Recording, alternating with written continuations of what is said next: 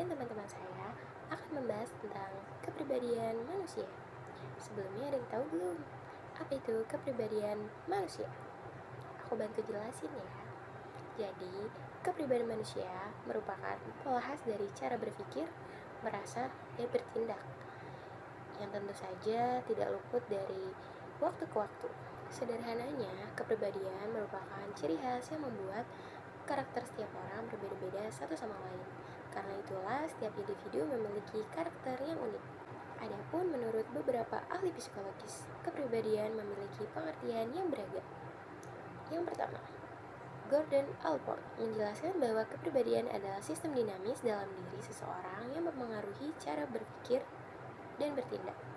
Yang kedua, Sigmund Freud menyatakan bahwa kepribadian terdiri dari 3 bagian, yaitu ID, ego, dan superego. Sedangkan yang ketiga, B.F. Skinner berpendapat bahwa kepribadian terbentuk dari pengalaman dan lingkungan sekitar. Kepribadian manusia dipengaruhi oleh beberapa faktor. Yang pertama, faktor biologis, seperti genetik atau kondisi tubuh. Yang kedua, faktor lingkungan, misalnya keluarga, teman, dan budaya tempat seseorang tumbuh. Yang ketiga, pengalaman hidup yang dialami seseorang. Yang keempat, pola asuh orang tua, karena cara mendidik anak sangat berpengaruh oleh karakter seseorang. Oke, selanjutnya di slide ini aku bakal ngejelasin tipe-tipe kepribadian. Pertama, ada introvert dan extrovert menurut Carl Jung. Yaitu kalau introvert itu biasanya orangnya lebih pendiam dan lebih suka suasana yang tenang atau sendiri. Sedangkan extrovert kebalikannya. Mereka lebih suka yang terbuka, suka bergaul, dan suka banyak orang.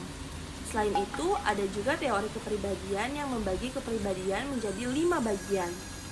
Yang pertama, keterbukaan terhadap hal baru. Yang kedua, kedisiplinan dan keteraturan. Yang ketiga, keaktifan dalam bersosialisasi. Yang keempat, sikap ramah dan mudah bekerja sama. Dan yang kelima, bagaimana seseorang mengontrol emosi atau tingkat kecemasannya. Jadi, setiap orang itu punya kombinasi kepribadian yang berbeda-beda, nggak bisa disamakan satu sama lain. Kemudian, ciri-ciri kepribadian.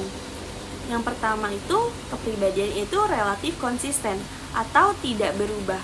Orang yang memiliki kepribadian cenderung sama seperti itu dari dulu hingga sekarang. Yang kedua itu membentuk cara berinteraksi. Jangan pernah samakan orang yang ekstrovert dan introvert akan sama dalam berinteraksi. Yang ketiga, mempengaruhi pengambilan keputusan. Orang yang introvert atau ekstrovert itu tidak sama dalam mengambil keputusan. Dan yang terakhir, bersifat unik pada setiap individu. Selanjutnya yaitu tips and trick menghadapi kepribadian yang berbeda. Yang pertama itu, kenali dulu tipe kepribadiannya. Kepribadian orang itu ada 2. Yang pertama itu introvert, yang kedua itu extrovert. Kalau introvert lebih nyaman komunikasi personal, tidak suka terlalu ramai. Jadi orang yang mempunyai sifat introvert itu tidak suka beramai-ramai atau dia lebih suka sendiri biasanya. Lalu ada extrovert, suka ngobrol, terbuka, aktif. Nah, biasanya kalau extrovert ini dia suka tempat-tempat yang rame, suka ngobrol, banyak ngomong lah intinya kalau extrovert itu. Lalu yang kedua itu ada gunakan pendekatan komunikasi yang fleksibel. Setiap orang punya gaya komunikasi yang berbeda. Yang pertama itu ada orang to the point, langsung ke intinya. Biasanya orang seperti ini tuh tidak suka basa-basi. Lalu yang kedua itu ada orang sensitif atau perasa, butuh pendekatan halus. Biasanya ini hatinya tuh sensitif atau hatinya tuh orangnya yang lembut, baperan lah intinya. Lalu yang ketiga itu ada orang logis, butuh data dan alasan jelas. Orang yang logis ini biasanya kalau kita ngobrol atau lagi bercanda itu pasti nanya dapat dari mana infonya gitu. Dia tuh harus butuh data dan kita tuh harus kasih alasan kita dapat informasi itu dari mana, seperti itu. Nah, ini ada intinya itu cara ngomongnya harus menyesuaikan lawan bicara, seperti itu. Yang ketiga yaitu latih empati bukan cuma simpati. Coba lihat dari sudut pandang mereka. Kenapa dia bersikap seperti itu? Apa yang dia butuhkan? Konsep ini penting dalam psikologi sosial dan juga berkaitan dengan teori kepribadian seperti yang dikembangkan oleh Gordon Allport yang menekankan keunikan tiap individu. Nah, itu sudah dijelaskan sama teman kita ya di awal video pengertian dari kepribadian manusia. Yang keempat, jangan mudah menghakimi. Kesalahan umum yang ada itu kadang langsung suka menilai orang seperti dia jutek berarti sombong, dia cerewet berarti suka cari perhatian, padahal bisa jadi dia memang pendiam atau dia memang tipe yang ekspresif. Bedakan antara kepribadian dan niat buruk. Yang kelima, fokus ke tujuan bukan perbedaan. Dalam kerja tim atau pertemanan, jangan fokus ke dia beda dari aku, tapi fokus gimana kita bisa kerja bareng. Perbedaan justru bisa saling melengkapi. Baik, saya akan menjelaskan tentang mengatur emosi diri sendiri.